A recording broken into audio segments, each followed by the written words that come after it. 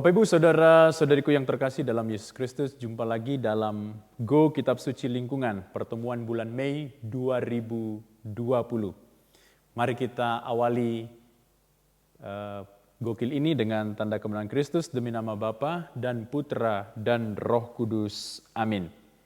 Kasih karunia, rahmat dan damai sejahtera dari Allah Bapa dan Putra dalam persekutuan dengan Roh Kudus selalu beserta kita sekarang dan selama-lamanya.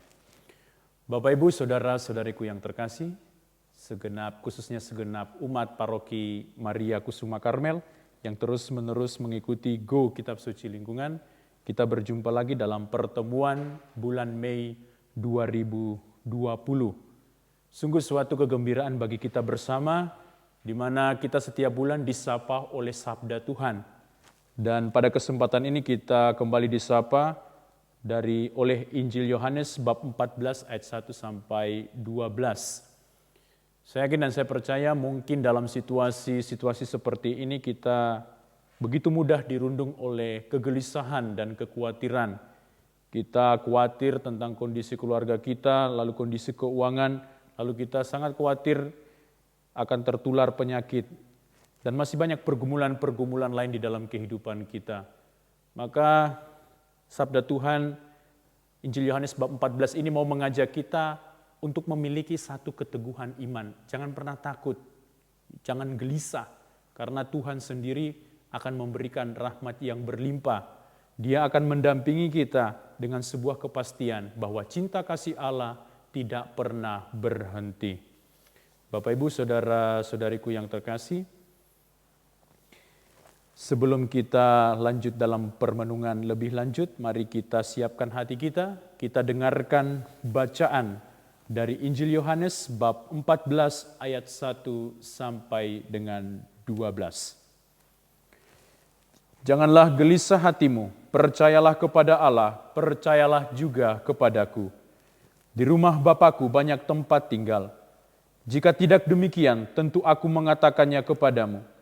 Sebab aku pergi ke situ untuk menyediakan tempat bagimu.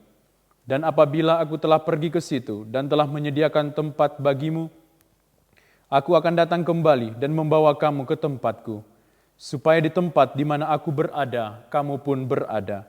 Dan kemana aku pergi, kamu tahu jalan ke situ. Kata Thomas kepadanya, Tuhan, kami tidak tahu kemana Engkau pergi, jadi bagaimana kami tahu jalan ke situ? Kata Yesus kepadanya, Akulah jalan dan kebenaran dan hidup. Tidak ada seorang pun yang datang kepada Bapa kalau tidak melalui aku. Sekiranya kamu mengenal aku, pasti kamu juga mengenal Bapa-Ku. Sekarang ini kamu mengenal Dia dan kamu telah melihat Dia. Kata Filipus kepadanya, Tuhan, tunjukkanlah Bapa itu kepada kami. Itu sudah cukup bagi kami. Kata Yesus kepadanya, telah sekian lama aku bersama-sama kamu, Filipus, namun engkau tidak dapat mengenal aku. Barang siapa telah melihat aku, ia telah melihat Bapa. Bagaimana engkau berkata, tunjukkanlah Bapa itu kepada kami? Tidak percayakah engkau bahwa aku di dalam Bapa dan Bapa di dalam aku? Apa yang aku katakan kepadamu tidak aku katakan dari diriku sendiri, tetapi Bapa yang diam di dalam aku, Dialah yang melakukan pekerjaannya.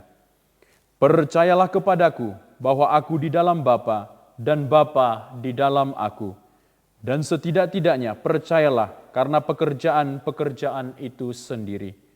Aku berkata kepadamu, sesungguhnya barang siapa percaya kepadaku, ia akan melakukan juga pekerjaan-pekerjaan yang aku lakukan, bahkan pekerjaan-pekerjaan yang lebih besar daripada itu. Sebab aku pergi kepada Bapa. Demikianlah Injil Tuhan. Terpujilah Kristus. Bapak Ibu, saudara-saudariku yang terkasih dalam Yesus Kristus. Injil Yohanes bab 14 ayat 1 sampai 12 ini sungguh-sungguh memberikan sebuah inspirasi batin bagi perjalanan hidup rohani kita. Saya yakin dan saya percaya musuh utama kita atau pergumulan utama kita khususnya dalam masa pandemik ini adalah bergulat dengan kegelisahan dan ketakutan-ketakutan kita. Banyak orang bertanya, mengapa sih ada ketakutan, mengapa ada kegelisahan dalam hidup manusia?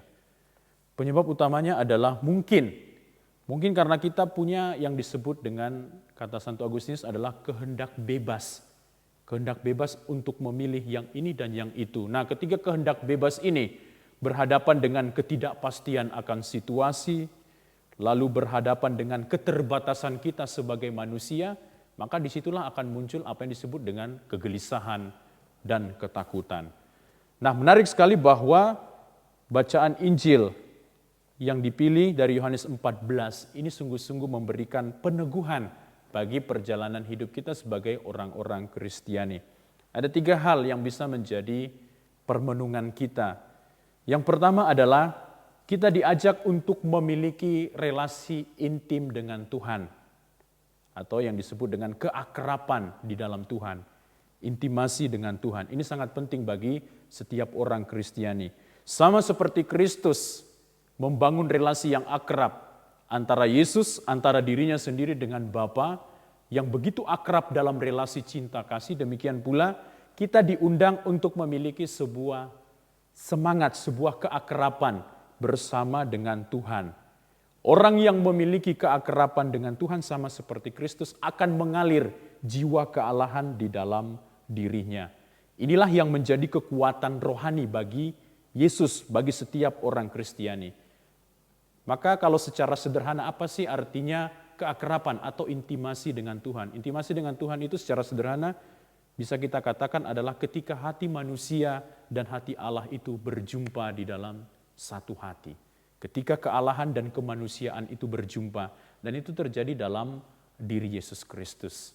Itulah yang disebut dengan persatuan antara Allah dan manusia. Keakraban antara Allah dan manusia. Menyatunya 2 hati, yaitu antara hati Allah dan hati manusia. Kalau hal ini terjadi, maka itu akan menjadi sebuah kekuatan yang luar biasa bagi setiap orang Kristiani. Itu yang pertama. Kalau orang menghayati intimasi atau keakraban dengan Tuhan, maka ia akan mengemban juga yang disebut dengan tugas pewartaan kerajaan Allah. Apa itu?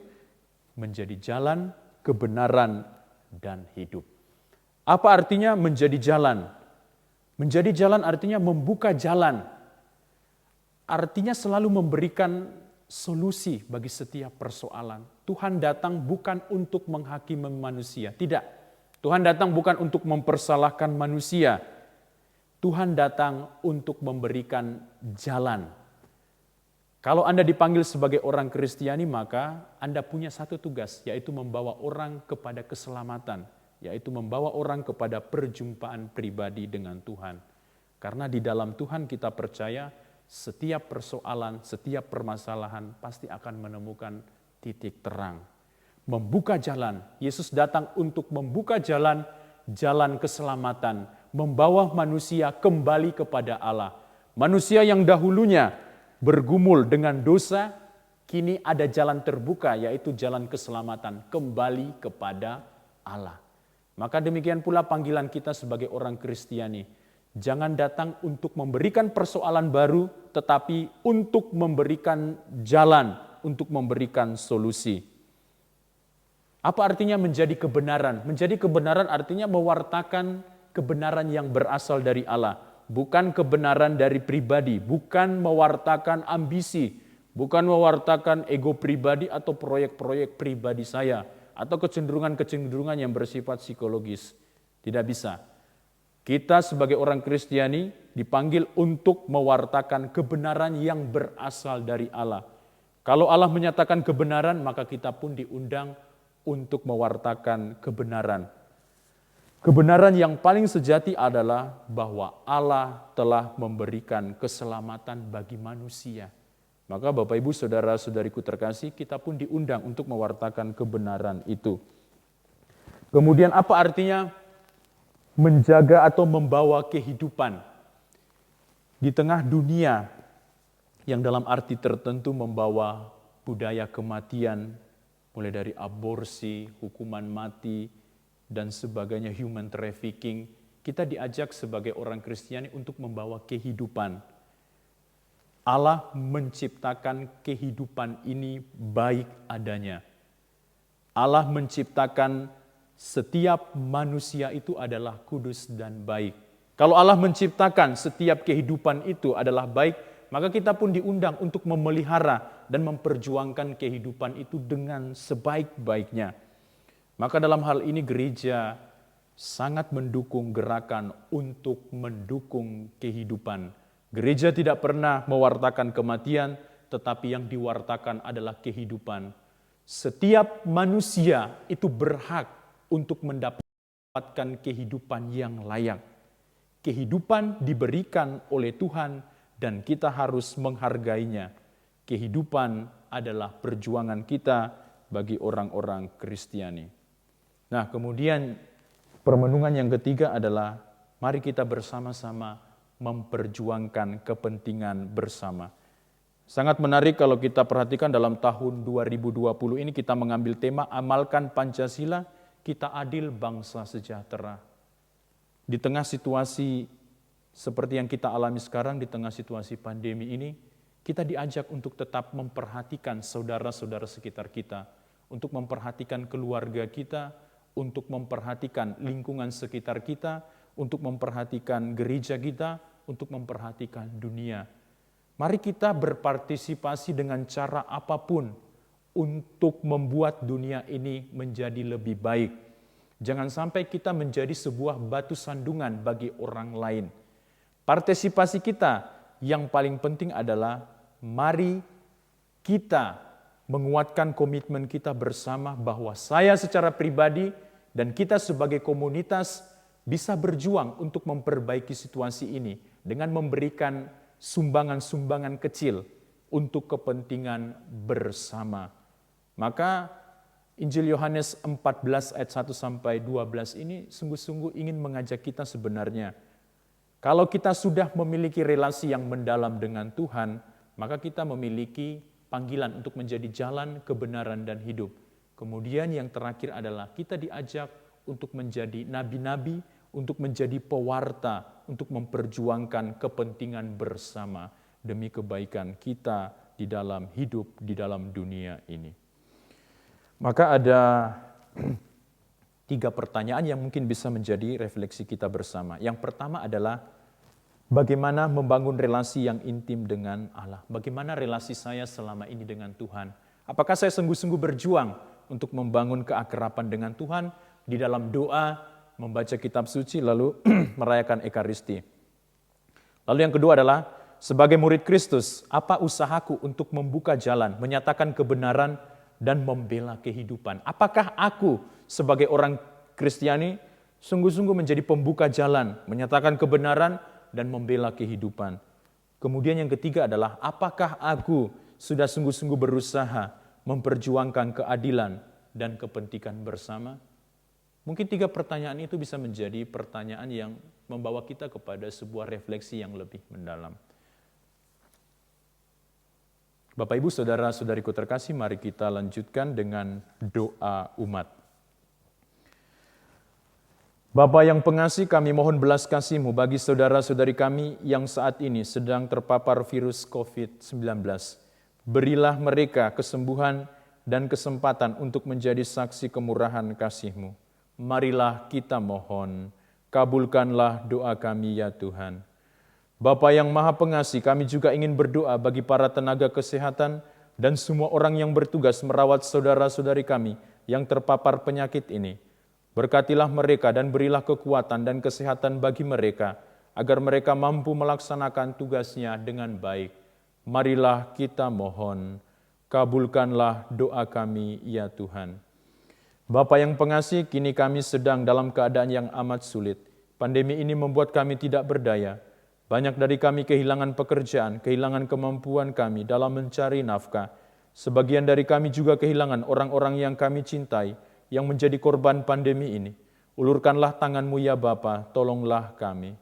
Marilah kita mohon, kabulkanlah doa kami. Mari kita satukan doa-doa kita dengan doa yang diajarkan oleh Kristus sendiri.